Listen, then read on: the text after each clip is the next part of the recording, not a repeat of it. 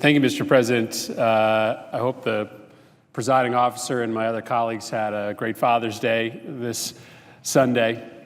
I had maybe the best Father's Day you could imagine because I got to spend part of it with both my two sons and my father. We actually got to go out to dinner with my wife, and it was a really special day.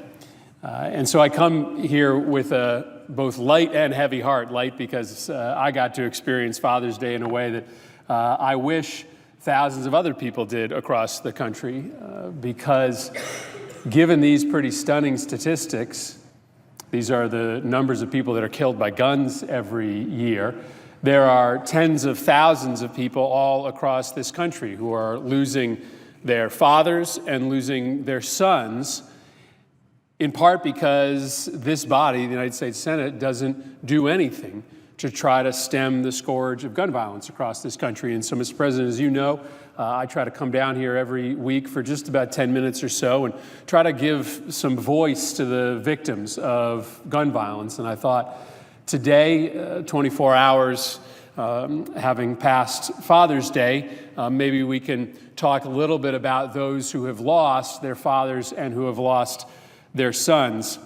Little boys out there like Logan Soldo. Logan is or about to turn 1 year old, and he certainly doesn't know what happened to his father, Igor, but he will unfortunately, when he is old enough, hear a pretty horrific story, because it was his father who, ironically, having fled war-torn Bosnia as a 13-year-old to settle here in the United States, was killed in a shooting in Walmart that got a lot of attention from about a week or so ago. Jared and Amanda Miller, who were fairly well-known radicals in the Las Vegas area, walked into a Walmart and shot Igor Soldo, a police officer, while he was eating at a restaurant. People talked about Igor and his journey. He had come here when he was 13 years old, as I mentioned, from the Balkans, and he had graduated from Lincoln Southwest High School in Nebraska. Then he studied criminal justice at the University of Nebraska-Lincoln. He worked part-time as a corrections officer for 3 years in Lincoln, where he met his wife, Andrea. The couple were married in 2009, and they were planning on celebrating their son's first birthday. His birthday actually will be on July 7th. They were going to return from Las Vegas back to Lincoln to celebrate it with friends and family. But instead, Igor's family ventured and journeyed from Lincoln to Las Vegas to bid farewell to their son, who was a police officer killed in this episode of horrific violence that killed two others and eventually also led to the death of the two shooters. One of his fellow officers, who was one of the close buddies of Igor, told a story at his funeral about how close Igor was to his son. He said through the tears to the crowd that I started getting these pictures of Igor and Logan. I'd see him with Logan over at the house, and it was clear that our once epic bromance was being replaced. Logan Soldo will never really know his dad, but there are also thousands of people every year who lose their sons.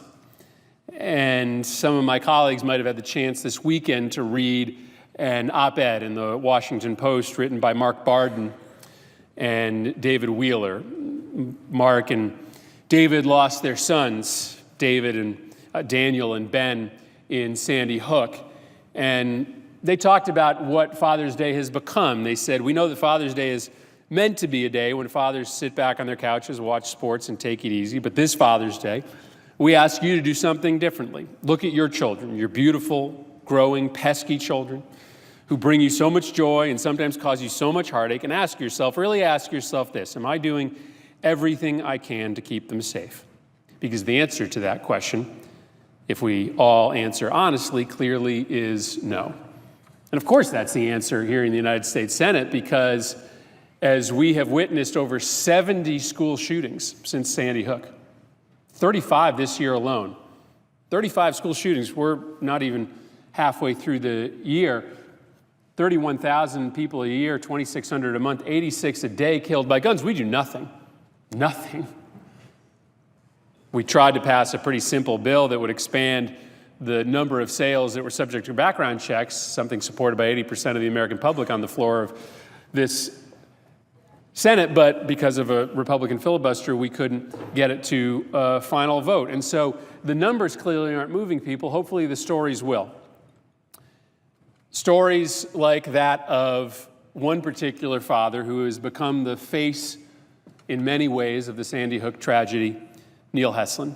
Many people have heard Mr. Heslin talk because he probably talks in the most poignant, most open, soul-bearing terms of any of the parents.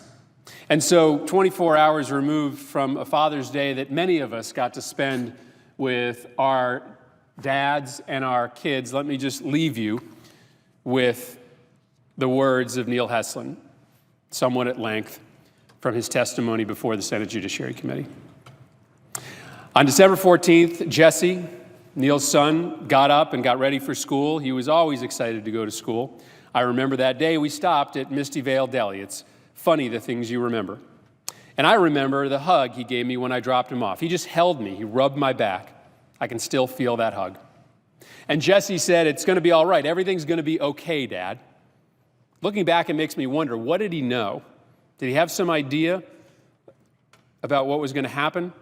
But at the time, I didn't think much of it. I thought he was just being sweet. He was always being sweet like that. He was the kind of kid who used to leave me voice messages when he'd sing me happy birthday, even when it wasn't my birthday.